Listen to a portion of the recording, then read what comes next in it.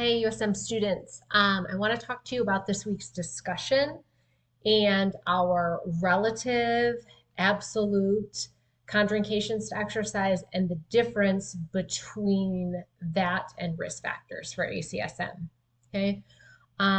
First of all, we had Anthony, who is your future client. I think every single one of you missed some key points somewhere on the discussion. So please go back and read my comments. Some of you may have a little bit longer description. Some of you may just have, please watch the video I'm posting and review your textbook.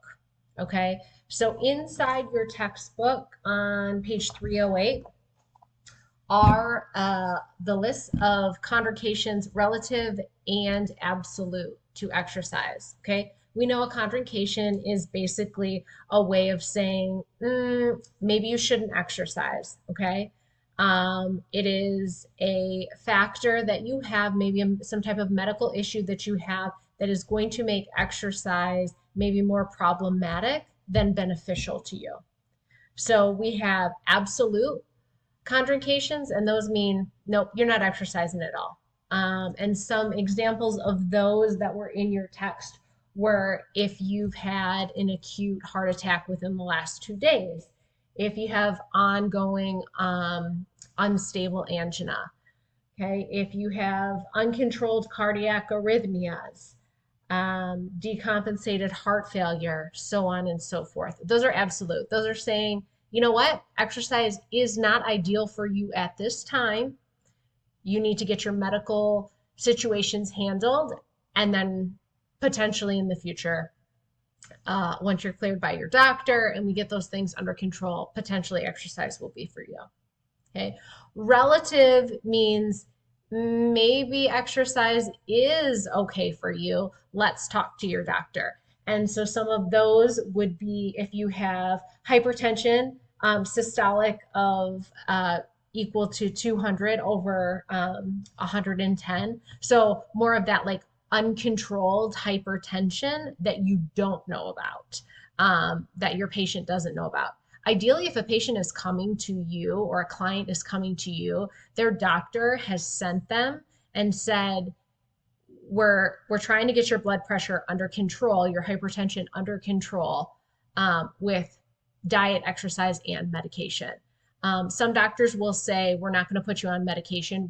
We want you to work on diet and exercise, which is awesome, right? That would be an absolute contraindication. I'm sorry, that would be a relative contraindication to exercise, not absolute.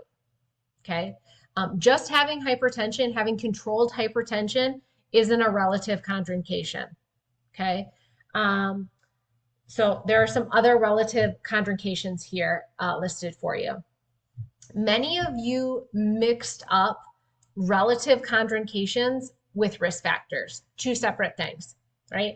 ACSM used to use the risk factor chart to determine whether an individual needed medical clearance. Now we use the PAR-Q, PAR-Q plus to say if you need medical clearance before you exercise. Okay. Our client Anthony, and the information that you were given about Anthony's gonna need medical clearance because he answered yes on several questions on that PAR-Q, both on page 1 and then in the follow-up on page 2 and 3. He definitely answered yes to both, to the hypertension, but then he also has that unexplained dizziness, right? So he's gonna need a medical clearance before he begins working with you anyway, okay? Risk factors for ACSM now are basically used to tell us what this client's risk factors or risk of having a cardiovascular disease or cardiovascular incident are. Okay, there is an entire paragraph in your textbook. Again, this is on page 308 to 310. Please read your textbook. Okay, so many of you, I could tell 100% that you used AI because there were about 5 or 6 of you who had the same 3 answers for relative contraindications to exercise, which weren't even in your textbook. Okay, use your textbook, guys. Buy the textbook, use the textbook. Okay, ACSM risk factors for cardiovascular disease for Anthony. Okay, so They are really just used, it's no longer mandatory component of determining if medical clearance is necessary or not necessary. We're going to use the PAR-Q plus for that, right? We went through that a couple weeks ago. You guys all know about that. Risk factors are really just to help you as a trainer decide, how am I going to work with this client? What are my client's risk factors? What are we starting with here? Okay. So for Anthony had several risk factors, and many of you missed a lot of his key risk factors. Okay. First risk factor was his smoking. Okay. He smokes like a pack and a half a day and has for 25 years. Smoking, number one risk factor. Okay. What are you going to do as a trainer, and how are you going to help him?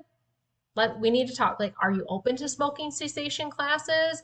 Are you open to cutting back? Like, feel the client out. Where's the client at this point? We talked about, all of our different stages of change last week. So how are we going to get, like, where's Anthony at? Is he even open to smoking cessation? If he looks you in the eye and says, I've been smoking for 25 years, lady, and I'm going to keep smoking. Maybe we don't focus a lot of our energy on smoking right now. We need to focus some of our energy on getting him non-sedentary. We need to focus on maybe a little bit of diet as well, because again, he has the hypertension. So like, we need to focus on things that we can control. What is the client open to changing, right? Second risk factor, not a lot of you got this. Anthony's sedentary. He is not actively participating in exercise. While his job may be physically active, he is not actively exercising 150 minutes per week. Okay. So Anthony's sedentary. We're starting out with a sedentary individual who is a smoker. Okay. 2 risk factors. Third risk factor was his hypertension. It is controlled with medication, which is great. Okay, but that still is a risk factor. And then fourth risk factor listed was his cholesterol is insanely high. So cholesterol, hypertension, all can be changed with diet and exercise, right? He may never get to the point where he's not taking medication for them, but we can definitely help. Okay. Another thing about smoking, if you have a client who is not open to stopping smoking, we know through research that individuals who exercise and smoke are in better condition than those who smoke and do not exercise, right? So him making the positive change of at least exercising is helpful even if he smokes, okay?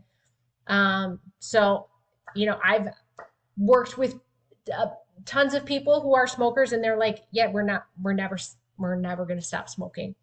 Okay, well, at least you are going to be healthier exercising than if you just didn't exercise and continued to smoke. Okay, so like, choose your battles, see where he is and how open he is to changing that. Okay.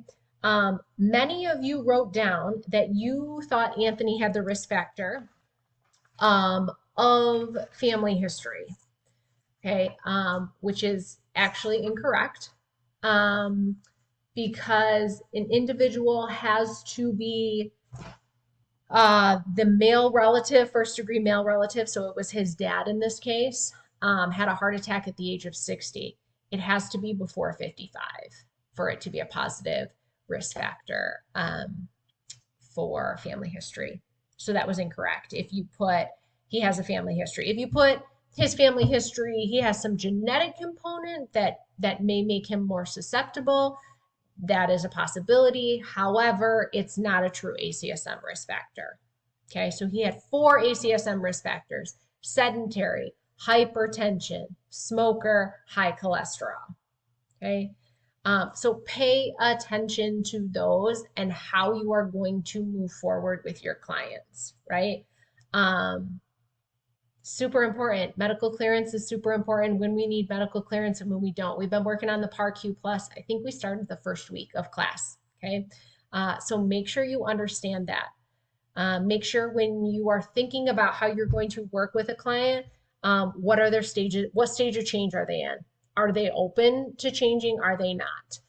Okay. The stage of change we talked about, I think it was last week, super important. For the question of what would you do if Anthony were your client? First, huge thing, make exercise a habit. That's what we need to do. Anthony has some dizziness and some other issues that we are going to need medical clearance for. We are going to talk to his doctor. Once that is figured out and he comes to you and is cleared for exercise, what are you going to do?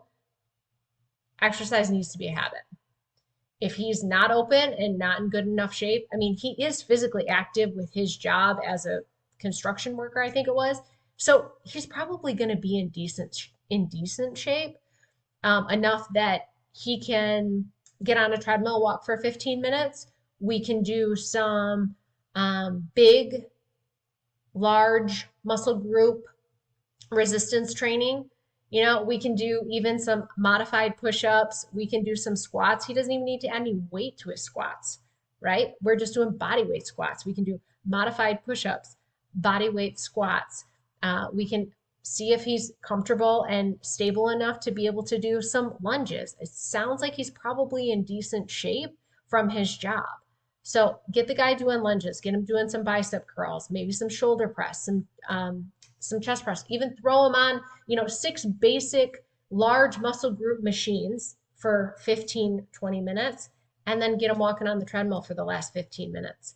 Then he has 30 minutes of cardiovascular exercise. Maybe he did 15 minutes of resistance training, and we're going to round that program out with some flexibility training. Okay. Get him doing that on Monday and Wednesday with you.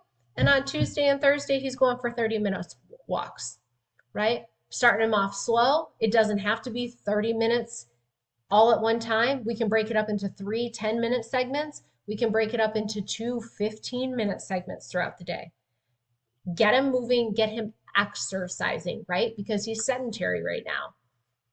So start to think about, as you're starting to plan these programs, we want movement, we want large muscle groups, we want people to make exercise a habit, okay? See if he's open to maybe journaling for a week, what he's writing, write down what he's eating. Then you maybe look at that. You'll see, oh my gosh, you have high blood pressure, you're a smoker, and you're eating like absolute crap. Is every day he's going to like Burger King or I don't know, whatever fast food place?